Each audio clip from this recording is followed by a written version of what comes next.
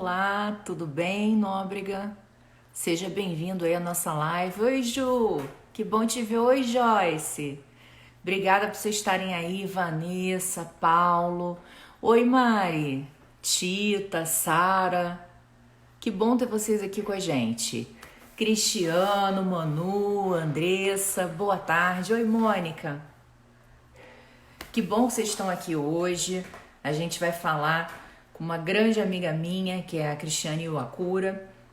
Ela vai trazer aqui algumas observações em relação ao processo civil e ao processo tributário no âmbito da execução, né? Como é que é o tratamento em cada um dos cenários. Oi, Natália. Oi, Davi. Oi, Dani. Tudo bem? Oi, Cláudia. Gente, muito bom ter vocês aqui hoje. Espero que o clima aí no Rio esteja bom. Aqui em Friburgo tá um friozinho legal, tá fazendo 15 graus agora. Tá aparecendo um solzinho. Oi, Breno, tudo bem? Bom, gente, esse quadro de sexta eu gosto muito dele, porque é uma oportunidade que a gente tem de fazer uma comparação. Ah, que bom que você gostou. Obrigada, Ju. Magda, Breno, muito legal ter vocês aqui com a gente.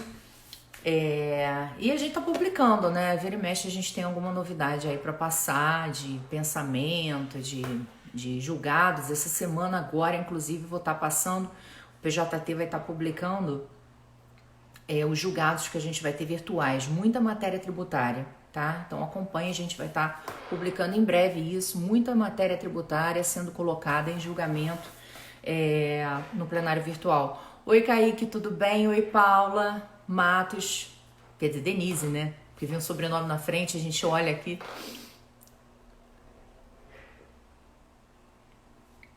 Então ela já deve estar entrando agora para falar com a gente. Oi, Alexandre, tudo bem? Nossa, em Manaus, 29 graus. Caramba, Rose, aqui tá bem fresquinho para Manaus. Eu imagino. Aí em Manaus, normalmente a temperatura não deve baixar muito não, né, Rose? Ela deve chegar aí em torno o quê? De 20 graus no máximo, numa temperatura mais amena? Oi, Igor. Oi, Darlan. Eu tenho alguns amigos que trabalham aí, que moram aí em Manaus.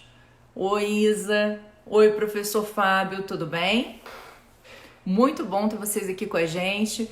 Eu imagino. Mas aí vocês têm uma grande vantagem, né? Que é justamente a floresta amazônica, que é uma coisa linda, né?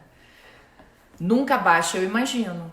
Eu imagino. A temperatura é sempre, né? 29, calor, vocês não têm frio. Pra quem gosta de calor, é uma beleza, que tem gente que sofre muito com frio, né? Oi, Martins. Oi, Rê. Tudo bem? Ah, ela já aqui pediu pra entrar. A Cristiane já tá entrando. Vamos aguardar ela. Oi, Cris. Oi, Tudo bem? tudo bem, Micaela? Como é que vai? Tá me ouvindo? Tô te ouvindo, tô te vendo, tá tudo ótimo. Eu queria Tá. primeiramente te agradecer a disponibilidade de poder fazer essa live comigo. É um prazer imenso ter você. Para quem não conhece, a Cristiane, além de ser mestre, doutora em processo civil pela UERJ, né? Foi minha amiga de faculdade desde cedo da graduação da UERJ. É. Ela Sou sua amiga, sou. Não, é minha amiga, exato, é minha amiga, mas eu tô dizendo, começamos esse relacionamento há muito tempo, não vou dizer Nossa. a idade, não vou falar, tá? Ah, uns 5 anos atrás, né? A gente era bebê de chupeta na UERJ, né? Então, e hoje ela é coordenadora, inclusive, da escola da AGU na segunda região. Tem feito Isso. lives incríveis, né? Publicado, a gente tem divulgado algumas, então vale a pena vocês continuarem acompanhando, porque é muita informação boa e detalhe, de graça, né? À disposição da gente. Então, muito obrigada, Cristiane, por você estar aqui com a gente. E eu queria que você falasse com o pessoal aí que está nos acompanhando. Ah, Micaela, eu que agradeço aí pelo convite. Também gostaria de parabenizar você e o Quaresma, Guilherme Quaresma, também nosso colega, né, de faculdade, aí pelo projeto que vocês, né, já estão levando aí há um tempão, né? Eu tenho acompanhado tutoria jurídica já há um tempo, e agora também o PJT, né? Eu tenho visto também várias lives com vocês, E então, assim, parabéns, viu, gente? Está super bacana. Também trazem assim assuntos assim muito relevantes, com participantes sensacionais. Então, assim, o elogio é recíproco, tá? E minha Opa. admiração também é muito grande. Registrar aqui, né? A nossa turma é uma turma boa, né? O pessoal tá. Fico muito feliz de ver todo mundo aí se destacando nas suas áreas, né? Micaela sempre foi, Micaela e Guilherme foram sempre alunos lá, sentavam lá na frente, tiravam 10 em tudo. Então, assim, enfim, né, não foi surpresa que vocês iam continuar esse caminho. E eu acho que vocês dois estão na Petrobras, é isso? Estamos na Petrobras. Muito bacana, muito legal mesmo. Pois E é é. isso, né? Tô lá agora lá na escola por um tempinho. Mas assim, eu sou procuradora federal, a minha lotação mesmo é a Comissão de Valores Mobiliários. Daqui a pouco eu devo estar retornando para lá, que acaba lá o nosso mandato, mas está sendo uma experiência muito legal de poder retomar essa parte acadêmica. E eu queria de novo agradecer o convite, porque é para falar de processo. Eu já não aguento mais, menina, falar de assunto que não tem nada a ver com a minha área. Mas, assim, falar de processo para mim é uma grande alegria. Muito Não, obrigada pelo convite. e você é absolutamente competente nesse tema, sempre foi uma referência, né? Então, assim, é realmente um conhecimento que eu acho que vai ajudar muito dos nossos colegas. Para quem perguntou aí, a Luana está querendo saber qual o tema abordado na live. Na verdade, Luana, essas sextas-feiras a gente faz um quadro processo civil versus processo tributário. A lógica aqui é a gente trazer conceitos do processo civil e verificar como é que é o tratamento disso no direito tributário. E hoje eu trouxe a Cristiane, que é doutora em processo civil, justamente para a gente poder fazer esse bate-pronto em relação a um tema que é muito comum para a gente, que é a execução. Né? Então, Cris, eu queria te passar a palavra para justamente você fazer esse overview, né, de como é que funciona a execução do processo civil e tal. Sim, sim. Bom, vamos começar, né, com uma visão geral. E o que eu queria destacar quando a gente fala, justamente para fazer esse link com o direito tributário, é que a gente tem que ter em mente os princípios, né? Toda vez que eu vou dar aula, eu começo ali pelos princípios, porque eu acho que se o aluno domina bem os princípios do processo, ele vai resolver, tipo, 90% dos problemas. Porque ficar decorando regrinha é impossível, ainda mais o CPC, que é imenso, e ainda você tem as regras das leis especiais, que são várias, né?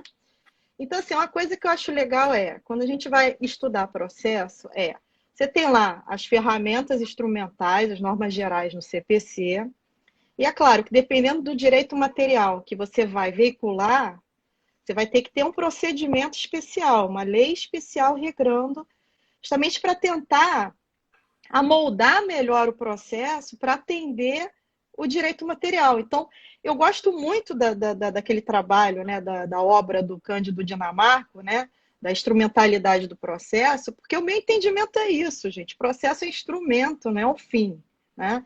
E tem colega que não gosta disso, né? Porque parece que a gente está dando uma enfraquecida no processo, mas não é bem assim. Eu só quero dizer isso, que é como se você tivesse ali a forma de bolo e o recheio é o direito material. Então você não pode ignorar. Lembro de um professor que foi dar aula para mim há muito tempo atrás, que um colega fez uma pergunta de direito material, era direito processual civil. Aí ele falou: olha, isso aí é direito civil, eu não sei direito civil, sou professor de processo. Eu falei, gente, não pode, você tem que escolher um nicho ali do direito processual, estudar o direito material para poder desenrolar melhor o estudo das ferramentas, né? Então, nesse caso aqui, a gente tem que ter um domínio de direito tributário, da execução fiscal, né? Então, tá aí a Micaela para fazer esse bate-bola. Então, a gente tem aí o princípio da subsidiariedade do CPC. Então, no que não houver tratamento da lei especial, a gente vai aplicar as normas do CPC.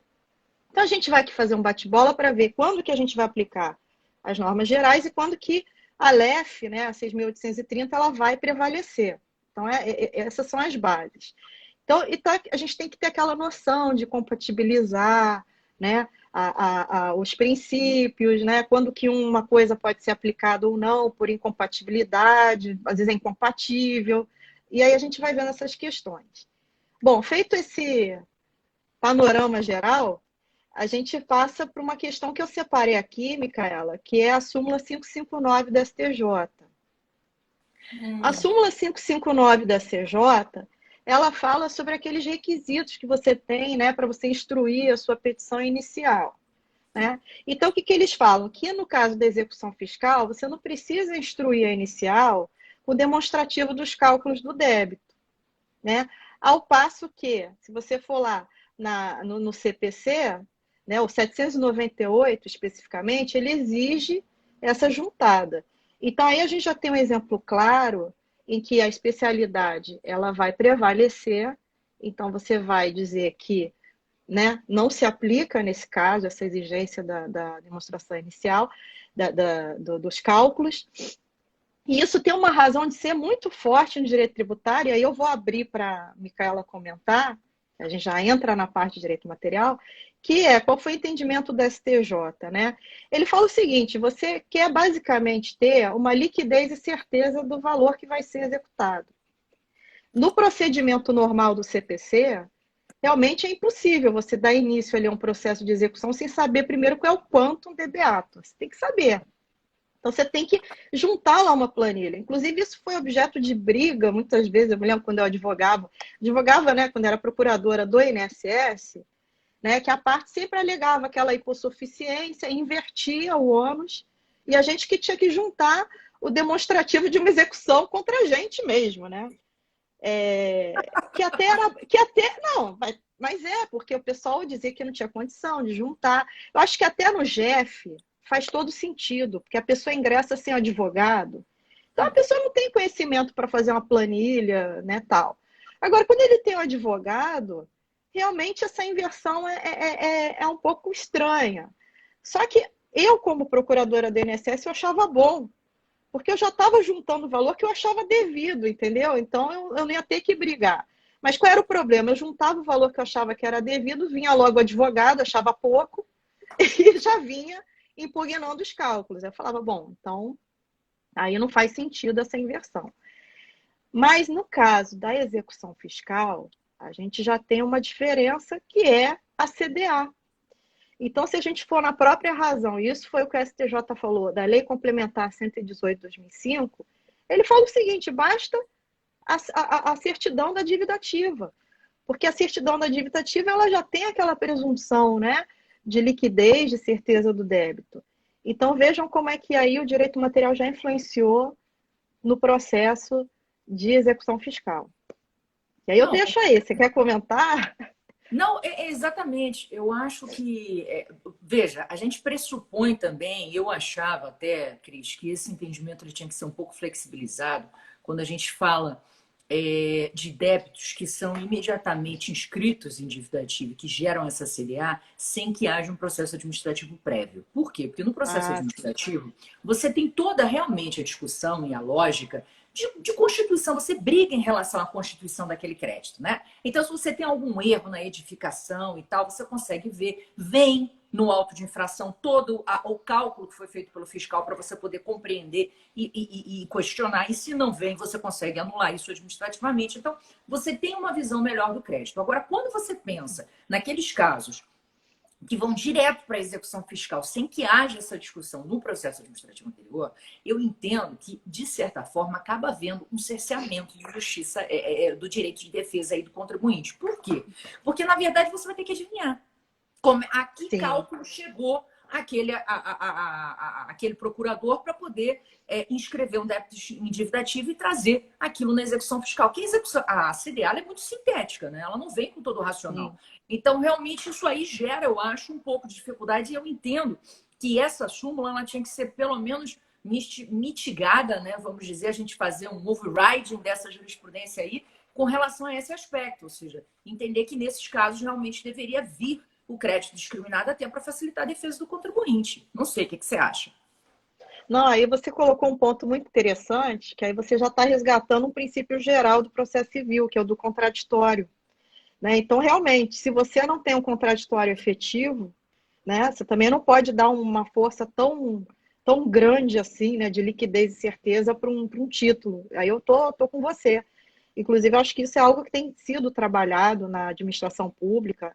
O pessoal está tentando ao máximo racionalizar esses procedimentos, enfim, burocráticos, digamos assim, e permitir cada vez mais que o cidadão possa se manifestar. Hoje, eu entendo, por exemplo, num procedimento aqui de declaração do imposto de renda, eu já acho que melhorou demais com a tecnologia.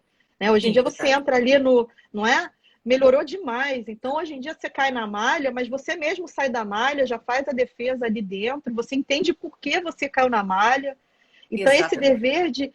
esse dever de transparência e de informação que está dentro do princípio do contraditório, que o Didier chama de participativo, né? Mas na verdade é o contraditório, é Verdade. exatamente isso que você falou. Eu estou completamente com você nesse ponto, tá? Eu acho que. E assim, processo é assim: a gente vai viajando, se deixar, eu começo a falar já de outra coisa que tem nada a ver com a live. Então, voltando aqui para o assunto. Não, é muito bom. Você vai falando, daqui a pouco você está falando de outra coisa. Bom, uma coisa que também é muito legal, aí, porque a gente tem pouco tempo aqui, tentar falar, é com relação à legitimidade passiva. Também é outro ponto que eu acho que, né, o processo civil toca ali na execução fiscal. Principalmente quando a gente fala desse novo instituto que foi criado no CPC de 2015, né? Não é um novo instituto, ele nunca foi novo, que ele sempre existiu no Código Civil, mas ele foi transportado para cá, que é o incidente de desconsideração da personalidade jurídica. Isso Sim. também é muito importante, né? Porque tem aquela coisa lá da desconsideração inversa, da normal, que é aquela coisa, a pessoa tentando esconder os bens, né, do poder público ali na pessoa de uma pessoa jurídica, ou o contrário, né? Uma pessoa jurídica escondendo uma pessoa de um dos sócios. Isso é também muito importante. E aí, nesse caso, muita gente começou a questionar se esse incidente de desconsideração seria compatível com a execução fiscal.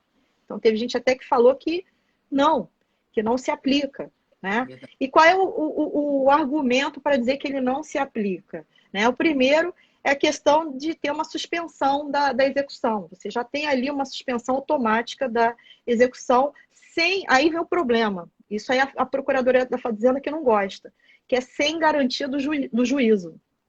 Então você começa a ter uma possibilidade de suspender a execução É. sem garantia do juízo pelo incidente. Então o pessoal fala que não pode, né?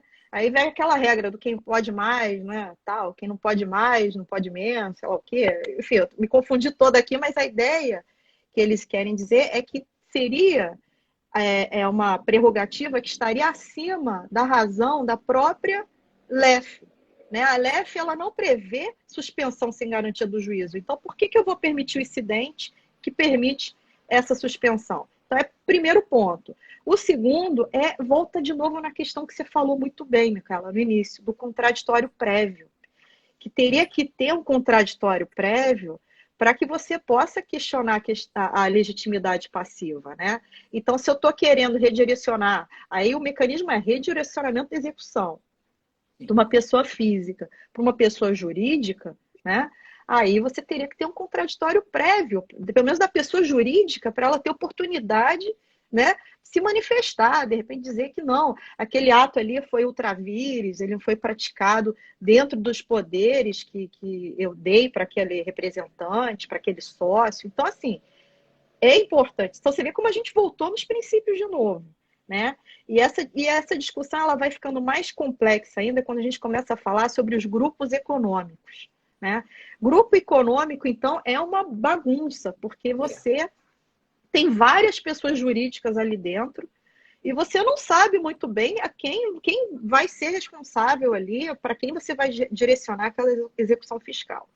Então, dentro desse bolo todo está formada a confusão. E aí, o que você acha, Micaela, dessa questão aí? Seguinte, antes de eu entrar nesse ponto, eu só queria responder a duas perguntas que foram colocadas aqui. Vinícius perguntou o que a gente acha com relação à utilização de medidas executivas atípicas no processo tributário. Vinícius, para o final da live a gente vai falar isso.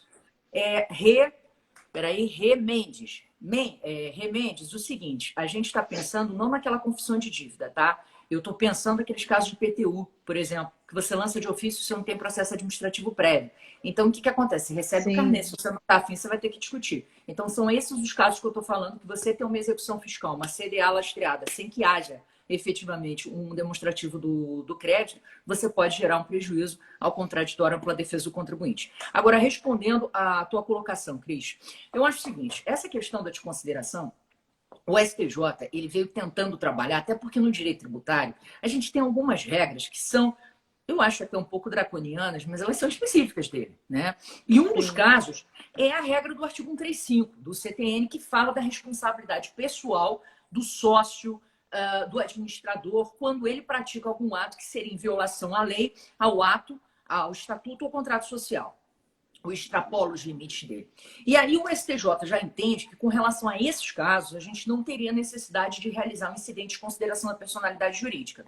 Mas ele veio no sentido de entender a possibilidade de você utilizar esse incidente, ou seja, ele acabou, de certa forma, dando uma acalmada na doutrina, porque tinha muita gente que entendia que não. A Marielbe era uma das pessoas do direito tributário que defendia a possibilidade da utilização do incidente de uma forma mais ampla. Já o Antônio Cabral, nosso colega lá da UERJ, entendia que não era cabível a utilização do incidente de consideração no âmbito da execução fiscal. Mas, assim, sim. o STJ entendeu que seria possível, desde que não fossem as hipóteses do artigo 135, mas sim nos casos de artigo Isso, 133 e de artigo 134, não é isso? Eu acho que ele decidiu isso. bem, Cris, até por uma questão de utilidade, né? Porque no 135, de Sim, fato, se você age contra a lei, você, estando ou não na CDA, você já está no risco de ser acionado. Eu acho que a lógica de sim, você redirecionar a execução para o sócio é, de fato, quando você tem a prática de um ato em fraude, em simulação. A gente está pegando o sonegador, né? Que utilizou a pessoa sim. jurídica como uma espécie de aparato, né?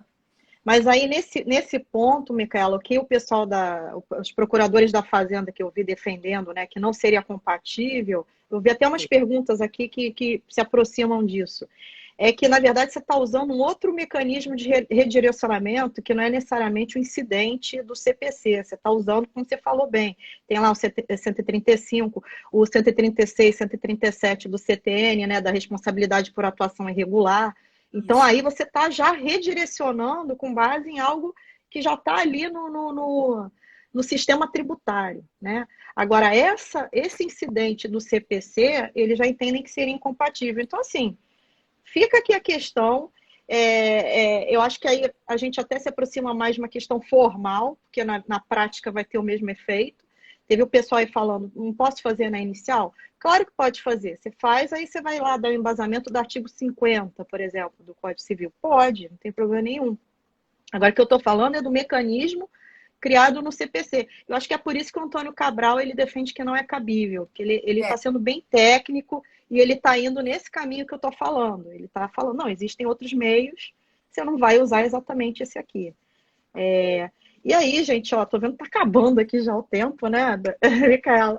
não, Olha, eu pode falei ficar que. tranquila, tem tempo. É até 1h30. Pode ficar tranquila, Ah, tá? é? É, Então vamos podemos lá. ir Então tranquilo. vamos conversando, né? Ainda tem essas questões, né, relacionadas à desconsideração, né, que tem a questão da prova, né? Você tem que provar desvio de finalidade, confusão patrimonial, enfim, várias coisas que, a meu ver, elas teriam cabimento, sim, para uma discussão na execução fiscal. Eu acho que não tem nenhum problema, não. Eu acho até que isso é do interesse da Fazenda Pública, né? Você tem que ter realmente suporte probatório bem amplo, bem forte, para você poder também ter lá no final um resultado satisfatório. Porque que adianta você ficar ali com a pessoa errada, com a pessoa que não vai pagar, não é? É verdade. Podendo já discutir ali na própria execução fiscal tudo para tentar encontrar o devedor certo e mais, que tenha a capacidade de realmente pagar o que ele está devendo. Então, assim, eu acho super válido. Eu sou uma pessoa que admira muito pelo trabalho ali do professor Bedak. Para mim, aquilo ali é uma bíblia, a efetividade do processo, cara. Para mim, É aquilo ali verdade. é um marco, entendeu? Porque é isso, gente. Você tem que parar com essa coisa de formalidade, de ficar dando nome para procedimento. Ah, isso não pode aqui, porque isso aqui é só cabível lá. Gente, como eu falei, o processo é instrumento. Se der para discutir tudo ali e resolver, vamos resolver, É a melhor né? coisa, menos burocracia, né? Melhor Menos burocracia. coisa. Bom, aí para finalizar aqui a nossa discussão, aí eu vou trazer um princípio que eu acho muito importante.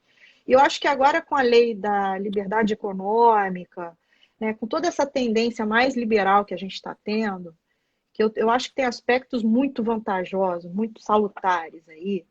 A gente tem um princípio que está ganhando uma força imensa e acho que até os colegas na administração pública estão começando a entender ele melhor, que é o princípio da proteção do devedor, que vem junto com o princípio da proteção da empresa, que é parar de olhar para o administrado, para o devedor, para o contribuinte, como se ele fosse um inimigo. Gente, pelo contrário, ele é o teu maior aliado. Você tá ali. O nosso nome é o quê? Nós somos servidores públicos, estamos aqui para servir. Então a gente tem que ouvir essas pessoas com mais atenção, né? Porque a realização do interesse público não é apontar o dedo e falar, ó, vai pagar a multa, ó, inadimplente. Não é isso. É tentar também entender melhor, dentro do contraditório prévio, efetivo, por que que a pessoa está naquela situação de dívida, de inadimplência, ou num procedimento de falência. Eu vi até recentemente uma live sobre procedimento de recuperação de empresas, e isso tem que estar dentro do administrador público. Então, ele tem que tentar, dentro da atuação dele, cumprir o dever dele de fiscalização, enfim, de cobrança, tudo, mas sempre tendo essa preocupação de entender o outro lado e, dentro daquilo, prover os melhores meios possíveis para satisfazer lá o débito ou regularizar a situação da pessoa. Então, dentro do princípio da proteção do devedor na execução, isso já vem lá da execução normal, artigo 805 do CPC, que fala lá que você vai ter, por exemplo, a propositura da ação do domicílio do devedor, né? Você vai ter a execução menos gravosa possível para o executado.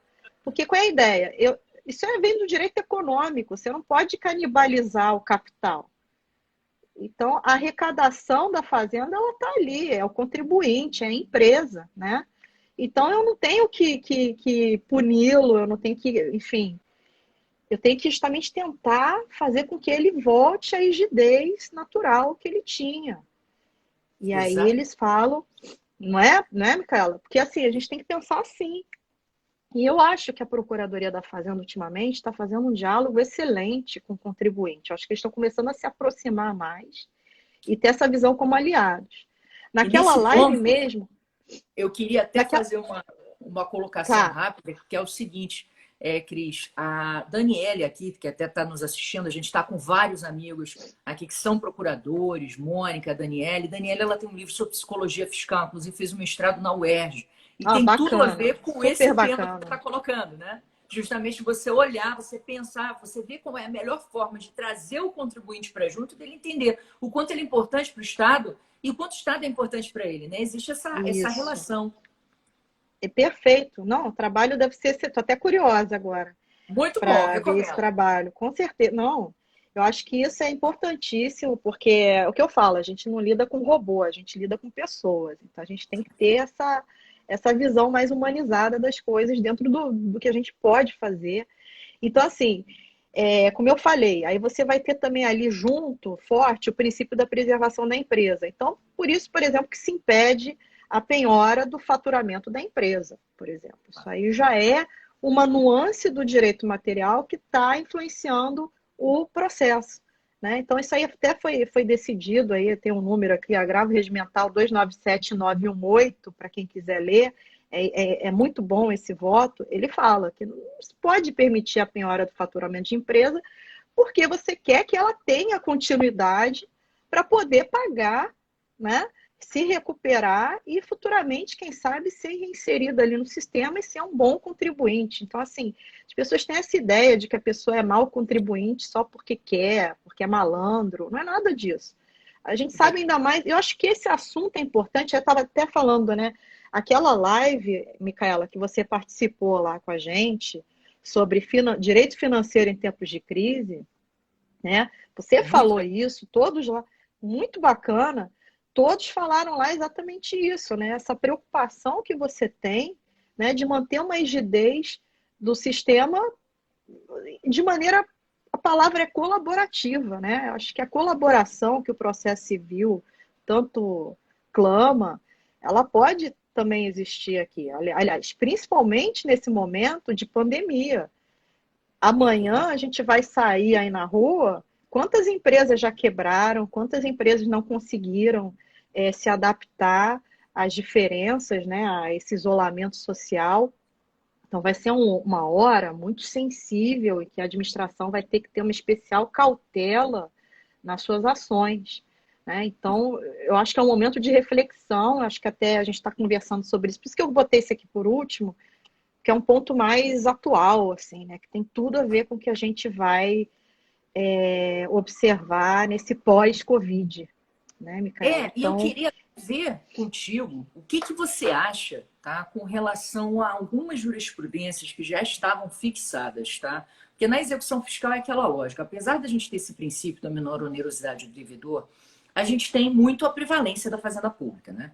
Então, até sim, pela questão do interesse público, do crédito público, vem muito nisso. Então, existem vários entendimentos por parte do STJ, principalmente, no seguinte sentido: olha, se você, por exemplo, já teve uma penhora online, você não vai substituir essa penhora online por outra garantia, como fiança ou seguro, só se você tiver recuperação judicial. Caso contrário, não sai o dinheiro dali.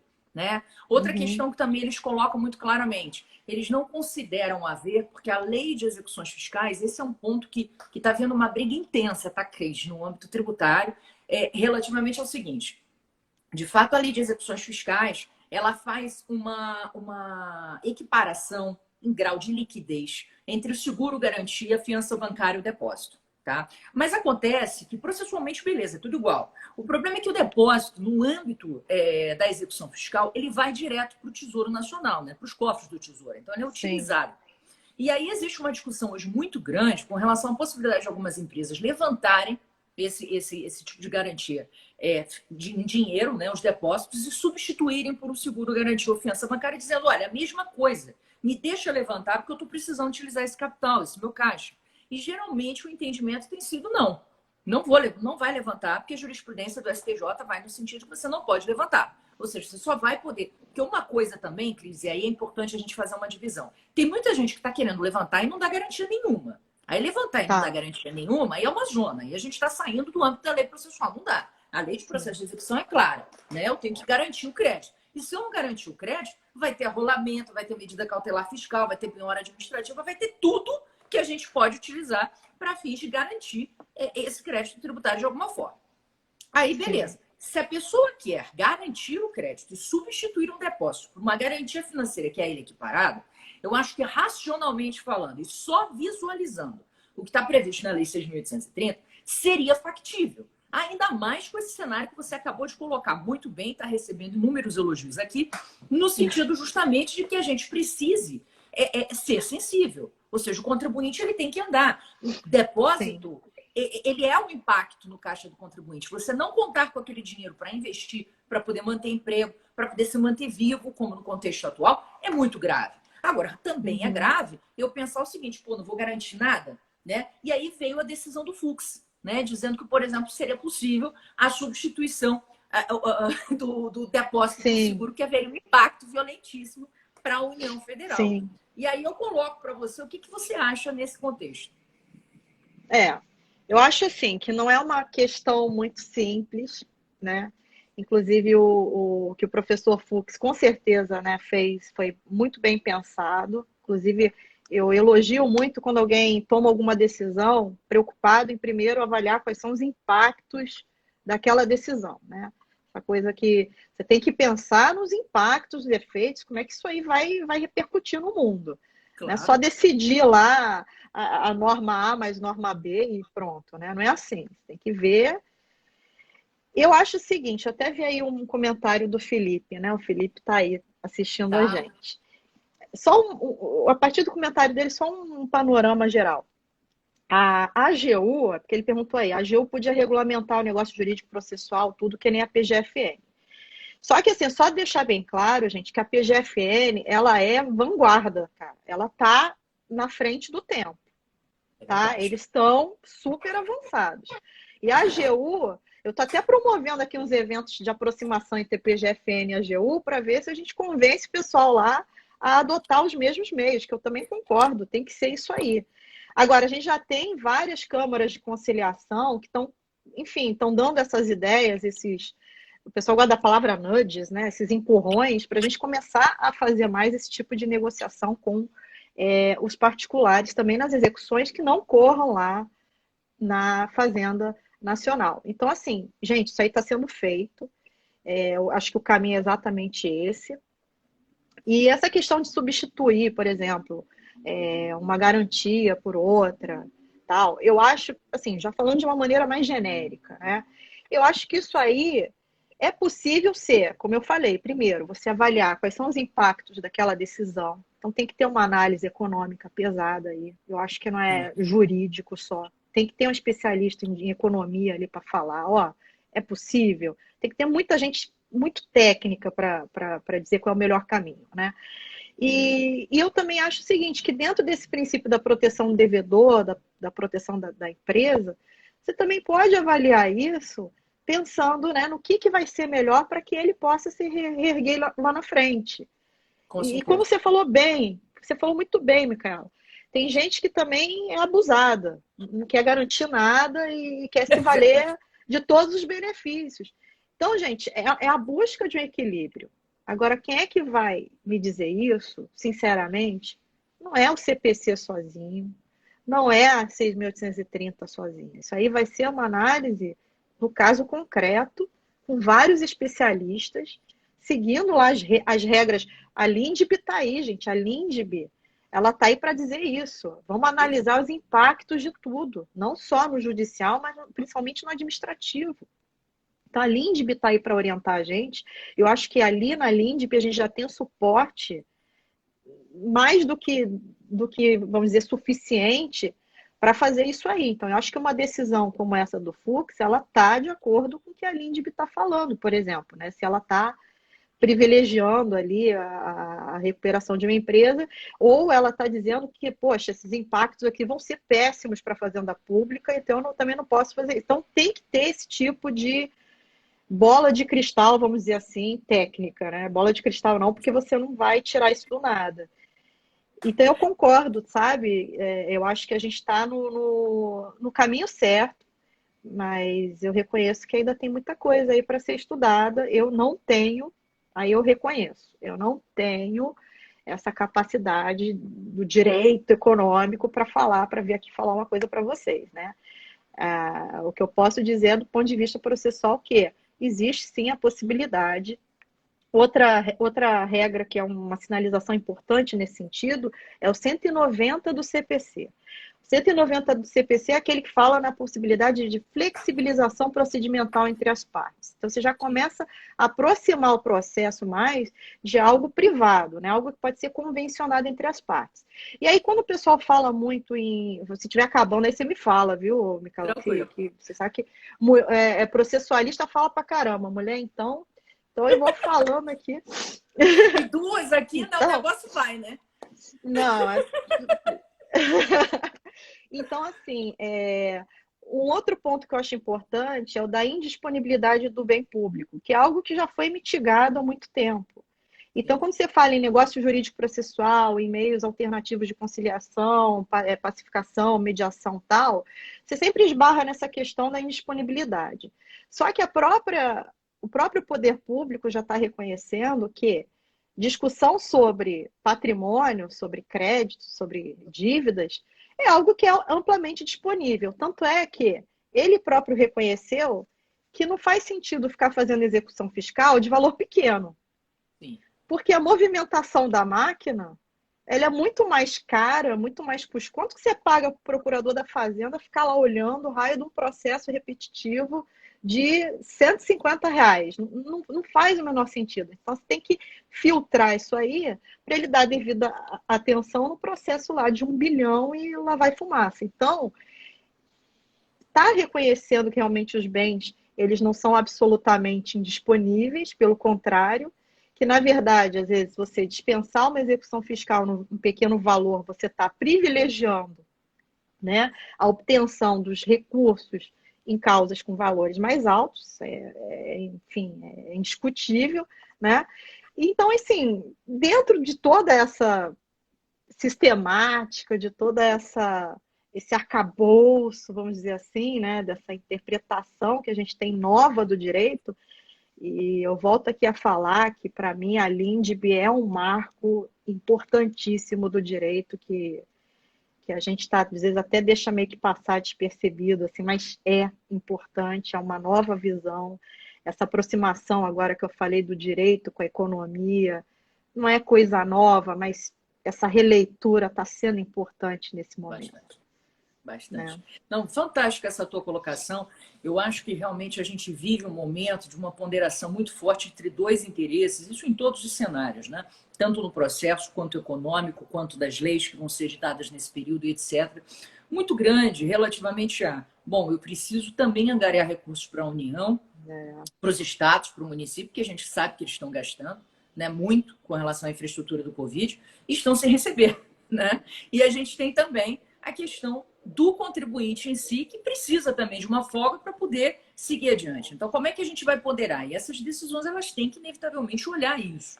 Eu acho que, por um lado, houve uma aplicação, e aí só para encerrar a questão da menor onerosidade, muito interessante do STJ, relativo ao artigo 15 da LEF, que ela dizia que, na verdade, o credor ele pode, a qualquer momento, solicitar a substituição da garantia, enquanto o devedor poderia, a qualquer momento, substituir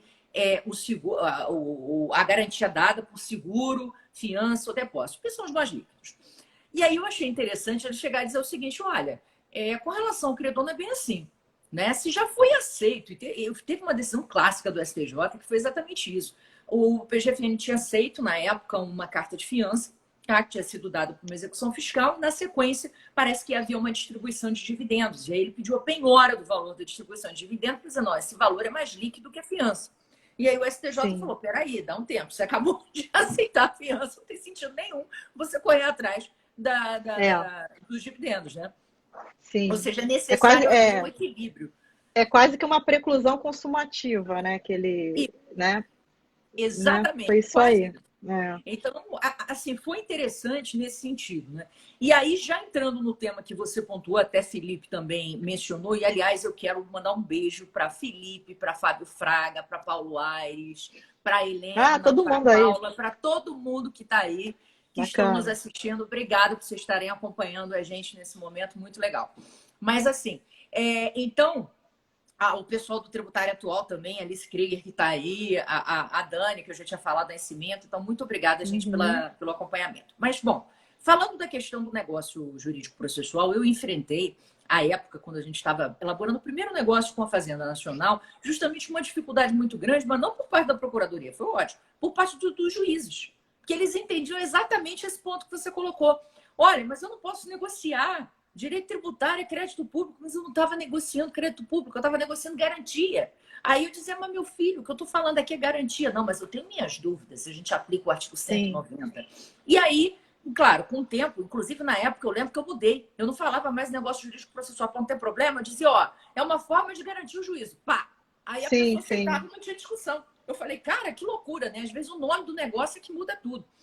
Não, então, não. Assim, o pessoal faz muito essa confusão. É porque ele está lá no 190, né? Pois é. E ele fala expressamente essa questão da indisponibilidade. Fala, né? Que não pode quando é indisponível. Aí acabou. Aí o pessoal vê um nome ali, vê a Fazenda Pública ali, já fala que tudo é indisponível, né? Nem olha o que é. Exatamente. É uma loucura. E o pior é que isso dificulta, porque eu acho, e aí, assim, você tem muito mais conhecimento para falar sobre esse assunto que eu, mas eu acho que o Código de Processo Civil de 2015 ele trouxe realmente uma visão muito inovadora do direito. O objetivo dele vai muito na linha do que você defendeu desde o início da live. O processo é instrumento, gente. O processo não é fim. Então, vamos resolver, né? Instrumentalidade das formas, eficiência, efetividade do processo. Vamos embora, né? Então, não tem sentido você querer impedir. Você ir contra, mas também aquele problema que a gente tem muito grande, de que quando a gente traz uma lei nova, as pessoas têm muita dificuldade de mudar o modelo mental delas, né? Até elas conseguirem se readequar àquele contexto que está sendo trazido. E eu acho que é um pouco disso também que a gente está vivendo, né? E aí eu queria saber de você o seguinte, foi até uma pergunta que foi feita aqui no início da live, no seguinte sentido. Medidas executivas atípicas, tá, Cris? É aquele negócio da apreensão do passaporte, aquela coisa toda. Tem muita gente que questiona, e saiu uma decisão, ainda não é entendimento firme, tá, do STJ, foi uma turma que assim decidiu, acho que se não me falha a memória, foi a primeira turma no Sim, HC, que entendeu que não era o caso de você aplicar medidas executivas atípicas à execução fiscal. Porque dizer, olha, na execução fiscal você já tem uma montanheira de garantia, então não tem sentido nenhum você usar isso aqui na execução fiscal. E aí eu queria saber a tua opinião. O que você acha? Você acha que é algo factível da gente poder utilizar na execução fiscal ou não? O você acha? é. Quando você fala medidas executivas atípicas, são todas aquelas que não estão previstas na Isso, LEF? É isso que você isso. está tomando? Estou falando Tá, assim, aquelas de apreensão de passaporte, apreensão de CNH, que eles usam dentro do CPC como sendo questões que o juiz pode decidir é, sem base legal. entendi. Para forçar a barra mesmo, né? Para Isso, tentar força a fazer com barra. que a pessoa cumpra a qualquer momento. Eu acho o Exatamente. seguinte, pois é, né? Eu vejo isso com bastante reserva. Por quê? Porque eu acho que você tem que ter um balizamento legal um pouco mais claro, um pouco mais transparente, para evitar que isso aí vire algo que vá depender do entendimento pessoal de quem está julgando, entendeu? Eu acho muito perigoso, porque assim, vamos lá, a gente está na civil law, então tem que seguir o que está na regra, beleza. Às vezes engessa, mas é uma segurança jurídica. Então, acho que pelo argumento da segurança jurídica, eu entendo que tudo que está muito aberto e que depende muito do que a pessoa lá que está julgando vai entender ou não, sem um balizamento, eu acho um pouco perigoso, tá? Então, assim, eu acho que é válido se você tiver um mínimo de previsibilidade por parte de quem vai sofrer aquela medida sobre o que ela vai poder fazer ou não fazer. Eu acho que aí eu também estou somando um outro princípio importante, porque eu falo, o princípio resolve tudo, que é o da não surpresa. É É o da verdade. não surpresa. Porque eu estou ali no processo, vamos dizer que alguém está executando alguma coisa comigo, eu tenho mais ou menos uma margem de previsibilidade do que eu posso sofrer ou não. E com base nisso, vamos pensar numa empresa, eu tenho várias escolhas possíveis. Eu quero salvar lá o meu negócio. Que nem o cara, por exemplo, que está devendo condomínio, está devendo cartão de crédito, aí ele faz a escolha de pagar o condomínio, porque ele pode perder a casa, e não pagar o cartão de crédito, porque isso aí, no máximo, ele vai ser inscrito lá e não poder pedir o um empréstimo. Isso que eu estou falando, você tem que ter uma previsibilidade na sua vida para fazer justamente assim, ter orçamento, né? Se preparar, se planejar. Eu não gosto dessas medidas que você está lá no processo e de repente o cara do nada, pum, Bacenjude, por exemplo. Já vi Bacenjude contra colega procurador federal, cara. Assim, a gente está lá só atuando e teve Bacenjude na conta pessoal do procurador para obrigar ele a quitar lá o raio do débito. Assim, como assim? Ele nem é exatamente, mas isso, Micaela, foi antes do CPC. O CPC veio lá no artigo 14, se eu não me engano, falando claramente que a gente não tem responsabilidade pessoal por débito, por nada. Que Mas loucura. antes disso, a galera, é isso que eu estou falando. Então, olha só, esse é um exemplo de excesso. Então, a gente pode começar bonitinho, achando legal, batendo palma, legal, medida típica, é uma coisa que vai dar uma coagida, tal. Mas, infelizmente, se a gente não tiver um balizamento objetivo, a tendência é de que isso vá tendo alguns excessos, tá? Então, assim, a minha opinião, de modo geral, é essa, tá? Que eu acho que tem que ter alguma previsão. E se não tem, que isso aí é papel do legislativo, acho que não é papel do judiciário, nem para fazer esse tipo de coisa. Aí a gente já começa até a falar do ativismo judicial aqui, outro papo legal também para conversar, que é isso, né? A ausência de previsão específica. Não, Né? E sim, nesse isso ponto, gera muita. Veja, você tocou num ponto que eu acho interessantíssimo, que é o seguinte: particularmente, tá? Eu também acho que a gente, no âmbito da execução fiscal, não teria condições de usar, talvez até só numa situação excepcionalíssima, porque na execução fiscal eu tenho o mundo na minha mão. Eu consigo fazer uhum, arrolamento de bens antes do processo administrativo, inclusive durante. Eu tenho a questão da verbação pré-executória antes de uma execução fiscal. Eu tenho medida cautelar que eu posso usar durante esse período todo. Então, assim, várias formas de garantir o crédito. O protesto da CDA, o Lucas aí que estava mencionando, que foi validado, acabou sendo, houve ali um overruling da jurisprudência da STJ, que no início eles entendiam como estão entendendo a medida executiva típica hoje. Esse é o meu medo de isso virar, que eles entendiam que não era cabível, porque a execução já tinha, a Fazenda Pública já tinha muitos recursos, e, na verdade, para utilizar o protesto seria mais um excessivo, e aí depois a jurisprudência da STJ veio e disse pela primeira sessão, portanto isso não tem mais discussão, que é possível, que a Fazenda pode usar. A nossa sorte é que hoje em dia a Fazenda Pública Federal, não sei tanto quanto a estadual municipal, mas a federal eu sei principalmente, elas não têm usado protesto para tudo. Né? Normalmente elas usam protesto para aqueles casos que a própria Cris mencionou,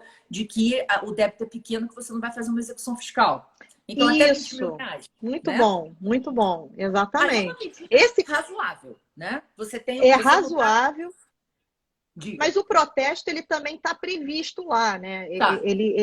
Né? Assim como também outra medida que eu acho muito interessante é a verbação, por exemplo, a verbação de dívida no registro de imóveis. Isso eu acho ótimo, porque protege a pessoa que vai comprar um imóvel, ela já sabe que aquilo ali está gravado, que está rolando uma ação judicial. Então, esse tipo de medida, que eu acho que até tem um cunho bastante cautelar, né? Eu acho interessante. Agora, essas mais coercitivas, por exemplo, que você falou, passaporte. Olha só que coisa louca, né? Imagina, a pessoa está devendo um negócio e você retém o passaporte. Você já está começando a entrar na esfera da liberdade dela de ir e vir. E se ela está precisando do passaporte justamente para fechar. Estou falando agora em Covid, com meio virtual, não, mas se ela está precisando disso justamente para ganhar lá o dinheiro, para tocar uma atividade, algo essencial, prestar um serviço.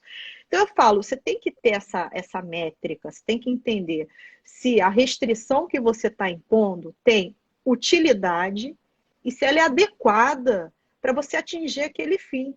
Então, aí a Claro. gente entra já nas questões, né, de necessidade, adequação dos meios. Exato. Porque esse do Bacenjude, por exemplo, aí, não teve adequação nenhuma, não tinha pertinência nenhuma com o caso, é isso que eu estou falando, essa que é a minha preocupação, né? Se todo mundo tivesse a mesma cabeça, né, pensasse assim, Seria tudo bem, mas diferente. não é. Mas não é. Exatamente. Então, eu quis dizer, Micaela, é claro, que num caso ou outro eu vou ser favorável a uma medida cautelar atípica. Nesse caso, por exemplo, da dispensa da execução fiscal, legal, tudo bem, põe lá, tal. Inscrever a pessoa no cadastro para dizer que ela tem uma dívida, até aí tudo bem. Tudo bem, não só porque não é uma punição para a pessoa, é o que eu falo, é uma proteção de outras pessoas dentro daquele sistema, Sim. né? Eu acho que eu tenho que ter o direito de saber se alguém é devedor ou não antes de contratar com ela, né? Eu acho que a gente podia até ter, começar a viajar aqui, né? Um sistema de rating, de crédito, de pessoal, das pessoas, para você saber com quem você está contratando, o que se esperar daquela pessoa, né? A gente vai chegar ainda nisso, tá, gente? Eu andei vendo Black Mirror aí, tem uns episódios que é isso aí, o negócio vai acontecer. Mas é isso, viu, Micaela? Necessidade e adequação são as palavras-chave para qualquer medida atípica, vamos dizer assim. Não, perfeito, achei ótimo, Cris. Olha, infelizmente o nosso tempo está chegando ao final, senão a gente ficaria a tarde inteira aqui falando, porque esse papo tá bom. Mas olha, eu É, quero te agradecer demais por você ter participado dessa live. Com certeza haverá novos convites aqui para a gente discutir, principalmente ativismo judicial, que eu também acho que é um tema fantástico para a gente debater. E eu uhum. queria te agradecer e deixar para você falar aí com os nossos ouvintes Ah, aí que estão acompanhando. claro.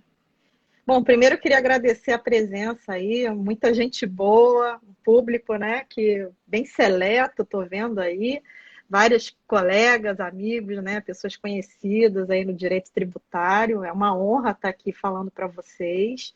Agradecer de novo, Micaela, pelo espaço, pela oportunidade, pelo convite.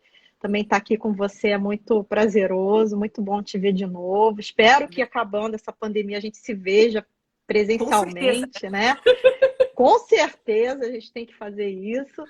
E é isso, gente. Registrar aqui minha felicidade de estar aqui com vocês e convidá-los também, aproveitar fazer um mini jabá, convidá-los lá para participar também dos nossos cursos da Escola da AGU, acompanhar aqui o Tutoria Jurídica, que está muito legal, PJT também. E é isso, Micaela. Me despedir aí de todos. Um bom almoço para vocês, né? Que hora do almoço. Muito obrigada, gente. Então tá certo, pessoal. Essa live vai ficar gravada no IGTV. Então, se quiserem ver de novo, fiquem à vontade. Quem não viu, recomenda para o pessoal ver. Um beijo bem grande. Segunda-feira tem mais. Tchau. Bom final de semana para vocês. Bom final de semana. Tchau, Micaela.